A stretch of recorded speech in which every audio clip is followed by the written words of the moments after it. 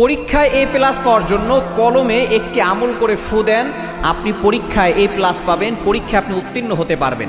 অনেকেই আমাদের কাছে ফোন দিয়ে বলেন, হুজুর আমার তো সামনে পরীক্ষা, কিভাবে আমি পরীক্ষায় উত্তীর্ণ হতে পারবো এবং ভালো ফলাফল পেতে পারবো? আপনি কলমে যদি একটি আমল করতে পারেন, দেখবেন ওই কলমের ভিতরে আল্লাহ পাক রব্বুল আলামিন এমন বরকত দিবেন যে আপনি সুন্দরভাবে পরীক্ষা দিতে পারবেন এবং ওই পরীক্ষার মাধ্যমে আপনি সফল হতে পারবেন ইনশাআল্লাহ। মনে রাখবেন, আল্লাহ পাক রব্বুল আলামিন এই কোরআনের ভিতরে কিন্তু সব কিছু দিয়েছেন। এবং বিশেষ করে যারা পরীক্ষা দিতে যাবেন অবশ্যই সতর্ক থাকবেন।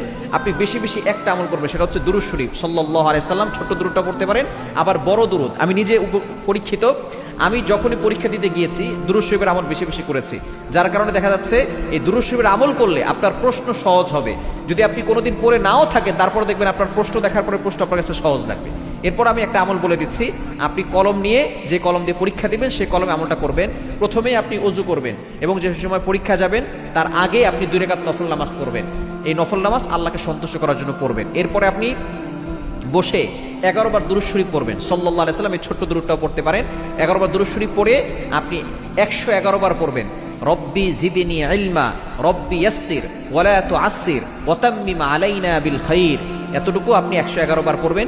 শেষে আবারও 11 বার দুরূদ শরীফ পড়বেন, পরে আপনি কলমে ফু দিবেন। এরপরে আপনি আল্লাহর কাছে দোয়া করবেন যে আল্লাহ আমাকে তুমি পরীক্ষায় সফল করে দাও, পরীক্ষা আমার জন্য সহজ করে দাও। এরপরে দেখবেন পরীক্ষা দিতে গেলে আল্লাহ তাআলা আপনার পরীক্ষা সহজ করবেন।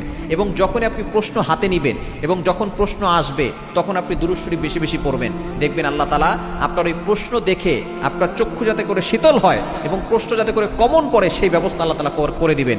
এবং যদি আপনি প্রশ্ন নাও পারেন, দেখবেন আল্লাহ পাক রব্বুল আলামিন দুরূদ শরীফের বরকতে আল্লাহ পাক রব্বুল আলামিন আপনাকে পরীক্ষায় সফল করে দিবেন ইনশাআল্লাহ।